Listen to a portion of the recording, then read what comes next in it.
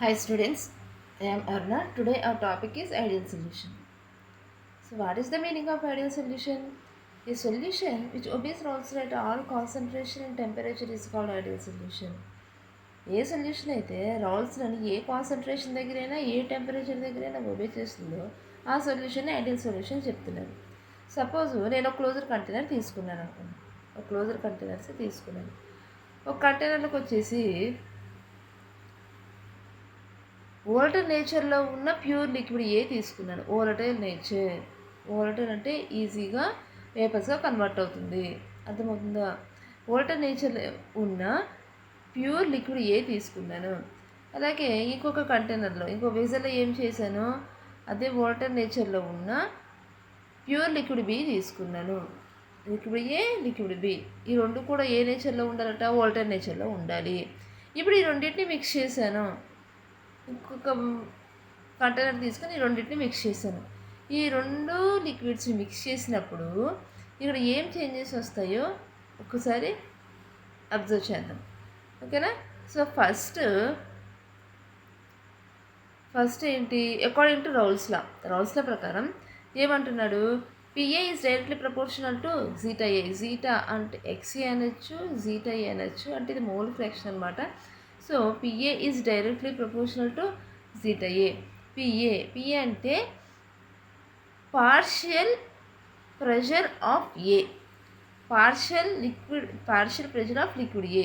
Partial ఎందుకు అంటున్నారు, ఇక్కడ ఓన్లీ వన్ కాంపోనెంట్కే తీసుకుంటున్నాము, అర్థమవుతుందా? పర్టికులర్ కాంపోనెంట్కి తీసుకుంటే దానికి పార్షియల్ ప్రెషర్ అని చెప్తాము, అర్థమవుతుందా అన్న? So partial pressure PA is directly proportional to zeta A. Partial pressure of A is directly proportional to mole fraction of A. So proportional తీసేయండి, ఏమవుతుంది, PA is equal to P0A into zeta A. P0A అంటే ఏంటంటే ఇక్కడ vapour pressure of pure liquid A, అర్థమవుతుందా? Vapour pressure of pure liquid A. అలాగే PB is directly proportional to zeta B. PB అంటే ఏంటి, ఇక్కడ vapour pressure of partial pressure of liquid B, ఓకేనా? Partial pressure అంటే పార్షియల్ ప్రెషర్ అని ఎందుకు అంటున్నాం, ఇక్కడ ఓన్లీ వన్ కాంపోనెంట్కి మాత్రమే, ఓన్లీ ప్యూర్ బీకి మాత్రమే తీసుకుంటున్నాం, ఓన్లీ ఏకి మాత్రమే తీసుకుంటాం, అంటే పర్టికులర్ కాంపోనెంట్కి తీసుకుంటున్నాం కాబట్టి ఇక్కడ పార్షియల్ ప్రెషర్ అని ఓడే మనం తీసుకున్నాము. So PB is directly proportional to zeta B, ఓకేనా? So PB is directly proportional to mole fraction of B. PB is equal to proportional తీసేది, ప్రపోర్షనల్ టు కాన్స్టెంట్ ఏమవుతుంది, పీబీ నాట్ అంటే vapour pressure of pure liquid B is into zeta B అంటే mole fraction of B. Mole fraction అంటే ఏంటన్నా మన last వీడియోలో discuss చేసాం కదా.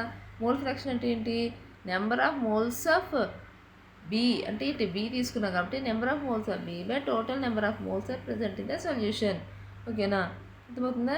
సో అకార్డింగ్ టు రౌల్స్లో PA is directly proportional to zeta A. అలాగే ఇంకొక కాంపోనెంట్ బీకి తీసుకుంటున్నాము, PB is directly proportional to zeta B, ఓకేనా?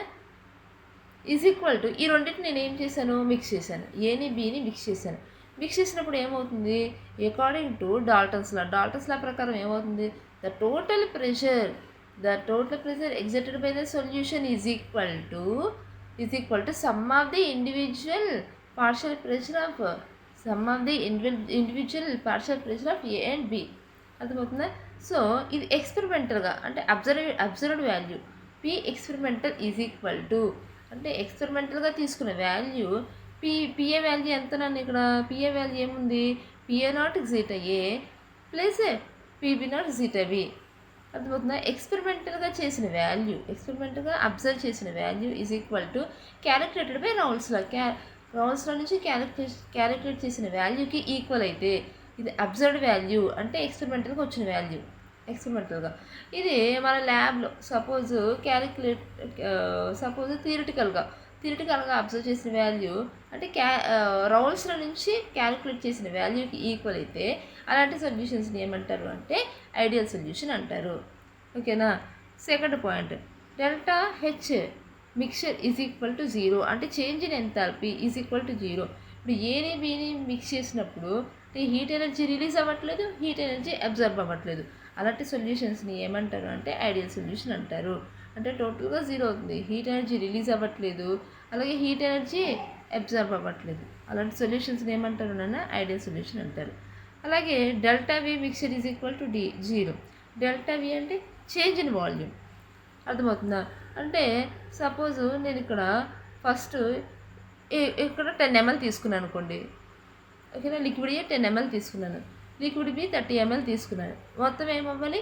40 ml అవ్వాలి. అర్థమవుతుందా? 40 కంటే ఎక్కువైనా తక్కువైనా అది ఐడియల్ సొల్యూషన్ అవ్వదు. అర్థమవుతుందా నాన్న? So delta V mixture is equal to zero, change in volume is equal to zero. అంటే ఏ బి మిక్స్ చేసినప్పుడు టోటల్గా మనం ఏ 10 అనుకున్నాము, బి 30 అనుకున్నాము, టోటల్గా ఎంత? 40. అర్థమవుతుందా? అంటే ఎలాంటి చేంజ్ ఉండట్లేదు. అర్థమవుతుందా? వాల్యూమ్ ఎలాంటి చేంజ్ లేదు. కాబట్టి అలాంటి సొల్యూషన్ ఐడియల్ సొల్యూషన్ అంటారు. అలాగే ఏఏ ఇంటరాక్షన్స్, బీబీ ఇంటరాక్షన్స్. ఏఏ ఇంటరాక్షన్స్, బీబీ ఇంటరాక్షన్స్ అంటే అట్రాక్టివ్ ఫోర్సెస్. ఏఏ ఇంటరాక్షన్స్కి బీబీ ఇంటరాక్షన్, ఏఏ ఇంటరాక్షన్ ఎలా ఉంది అట్రాక్షన్ ఫోర్సెస్, బీబీ ఇంటరాక్షన్స్కి అలాగే ఉంటుంది. అలాగే ఏబీ ఇంటరాక్షన్స్ కూడా అలాగే ఉంటుంది. అంటే ఏంటి ఇక్కడ మనం ఏం అబ్జర్వ్ చేయాలి? సైజు ఒకేలా ఉంటుంది, షేపు ఒకేలా ఉంటుంది. ఏకి సైజు ఏ షేప్ సైజు ఎలా ఉంటుందో బీబీకి సేమ్ అలాగే ఉంటుంది.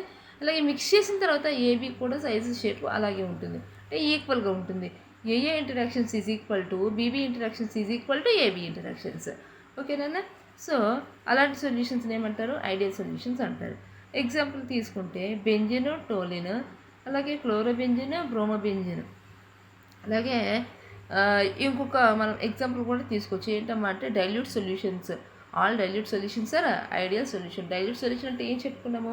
సొల్యూట్ అమౌంట్ అనేది చాలా తక్కువ ఉండాలి, చాలా తక్కువ ఉండాలి. అలాంటి సొల్యూషన్స్ని డైల్యూట్ సొల్యూషన్స్ అంటాము. అర్థమవుతుందా? డైల్యూట్ సొల్యూషన్స్ని కూడా మనం ఐడియల్ సొల్యూషన్గా తీసుకోవచ్చు. అలాగే ఐడియల్ సొల్యూషన్స్కి గ్రాఫ్ ఏ విధంగా తీసుకుంటారో చూడండి. గ్రాఫ్ తీసుకుంటే ఇక్కడ అంటే మనం ఇక్కడ వోలటైల్ అన్నాం కదా, 2 liquids are volatile liquids. 2 liquids are volatile liquids. Volatile అంటే ఒకదానికి మోర్ వోలటైల్ ఉండొచ్చు, ఒకదానికి లెస్ వోలటైల్ ఉండొచ్చు. Both are volatile liquids, but one liquid is more volatile, another liquid is less volatile. అర్థమవుతుందన్న?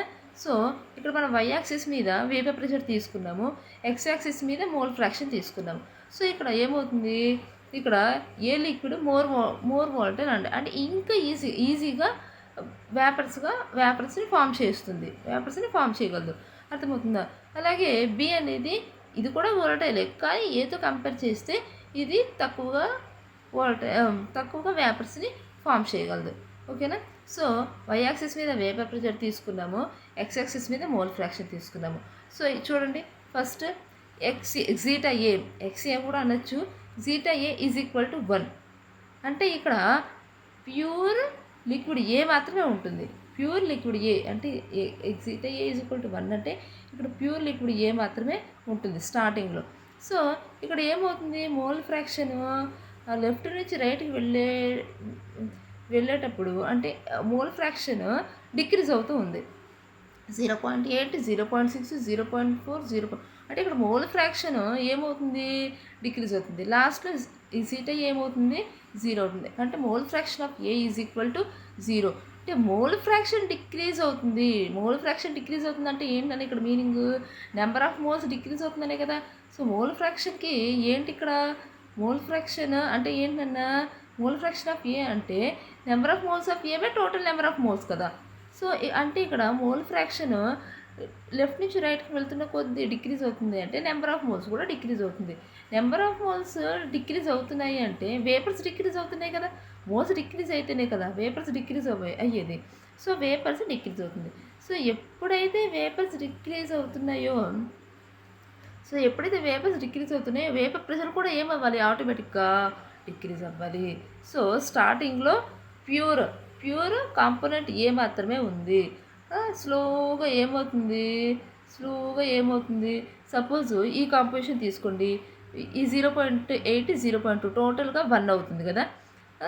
సో ఈ కాంపోజిషన్ తీసుకుంటే ఫస్ట్ హైగా ఉంటుంది. జీటా ఏ 1 ఉన్న చోట ప్యూర్ లిక్విడ్ ఏ మాత్రమే ఉంది. అలాగే సెకండ్ ఈ కాంపోజిషన్ తీసుకుంటే డిక్రీజ్ అయిపోతుంది. సెకండ్ కాంపోజిషన్ తీసుకోండి, అంటే ఇక్కడ మోల్ ఫ్రాక్షన్ ఆఫ్ ఏ ఇంకా డిక్రీజ్ అవుతుంది కూడా కంపేర్ టు 0.8 ఇంకా డిక్రీజ్ అవుతుంది కాబట్టి వేపర్ ప్రెషర్ కూడా డిక్రీజ్ అవుతుంది. వేపర్ ప్రెషర్ ఆఫ్ ఏ కూడా డిక్రీజ్ అవుతుంది. అలా చూసుకుంటే లెఫ్ట్ నుంచి రైట్కి వచ్చేసరికి వేపర్ ప్రెషర్ డిక్రీజ్ అవుతూ వస్తుంది. అర్థమవుతుందన్న. ఇప్పుడు కాంపోనెంట్ బి తీసుకోండి. కాంపోనెంట్ బి ఇనీషియల్గా 0 ఉంటుంది. కాంపోనెంట్ బి ఇనీషియల్గా 0 అంటే లెఫ్ట్ రైట్ మోల్ ఫ్రాక్షన్ ఏమవుతుంది, స్లోగా ఇంక్రీజ్ అవుతుంది. ఇంక్రీజ్ అవుతుంది అంటే mole fraction of B increase అవుతుంది అంటే number of moles of B కూడా ఇంక్రీజ్ అవుతున్నట్టు కదా. Number of moles of B increase అవుతుంది అంటే వేపర్స్ ఇంక్రీజ్ అవుతున్నాయి. వేపర్స్ ఇంక్రీజ్ అవుతున్నాయి అంటే ఆటోమేటిక్గా ఏమవ్వాలి, వేపర్ ప్రెషర్ కూడా ఇంక్రీజ్ అవుతుంది. వేపర్ ప్రెషర్ కూడా ఇంక్రీజ్. ఫస్ట్ ఈ కాంపోజిషన్ తీసుకోండి. ఈ కాంపోజిషన్ దగ్గర కొంత ఇంక్రీజ్ అయింది. సెకండ్ కాంపోజిషన్ దగ్గర ఇంకొంత ఇంక్రీజ్ అయింది. థర్డ్ కాంపోజిషన్ ఇంకొంత ఇంక్రీజ్ అయింది. అలా ఏమవుతుందో వస్తుంది, ఇంక్రీజ్ అవుతూ వస్తుంది. అర్థమవుతుందని అలా స్లోగా ఇంక్రీజ్ అవుతూ వస్తుంది. స్టార్టింగ్లో component A pure, only pure స్టేట్లో ఉంది కాబట్టి పిఏ. అర్థమవుతుంది. Vapour pressure of pure liquid A. స్లోగా ఏమవుతుంది, మోల్ ఫ్రాక్షన్ డిక్రీజ్ అవుతుంది కాబట్టి వేపర్ ప్రెషర్ కూడా డిక్రీజ్ అవుతుంది. అలాగే zeta B is equal to 0. స్టార్టింగ్లో ఏం లేదు అంటే మోల్ ఫ్రాక్షన్ ఇంక్రీజ్ అవుతుంది. మోల్ ఫ్రాక్షన్ ఇంక్రీజ్ అవుతుంది అంటే ఆటోమేటిక్గా వేపర్ ప్రెషర్ కూడా ఇంక్రీజ్ అవుతూ వస్తుంది. లాస్ట్కి వచ్చేసరికి zeta B is equal to 1 అంటే మళ్ళీ ప్యూర్ స్టేట్లోకి వచ్చేస్తుంది. ఓన్లీ ప్యూర్ లిక్విడ్ బి మాత్రమే ఉంటుంది. అర్థమవుతుందా. సో ఇది కాంపోనెంట్ బికి, ఇది కాంపోనెంట్ బికి చెప్పుకుంటాము, ఇది కాంపోనెంట్ ఏకి చెప్పుకుంటాము. సో టోటల్ ప్రెషర్ ఏంటి, ఈ రెండే మిక్స్ చేస్తే మనకు వచ్చేది total pressure. So P is equal to PA plus PB. అర్థమవుతుంది నాన్న.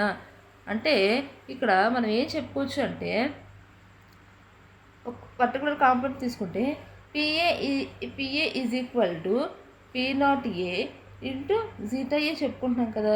అంటే y is equal to mx. Slope corner నుంచి స్లోప్ ఎలా వెళ్తుంది, స్లోప్ ఇలా వెళ్తుంది కదా. y ఈజ్ ఈక్వల్ టు mxకి గ్రాఫ్ ఎలా వెళ్తుంది, ఇలా వెళ్తుంది కదా. సో అదే కార్నర్ నుంచి వెళ్తుంది కాబట్టి ఇలా తీసుకున్నాం. ఇది 2 గ్రాఫ్స్ నాన్న, ఇవి 2 గ్రాఫ్స్. అర్థమవుతుందా. 2 గ్రాఫ్స్ని ఒక గ్రాఫ్లోనే కంబైన్ చేసి తీసుకున్నారు. అర్థమవుతుందా నాన్న.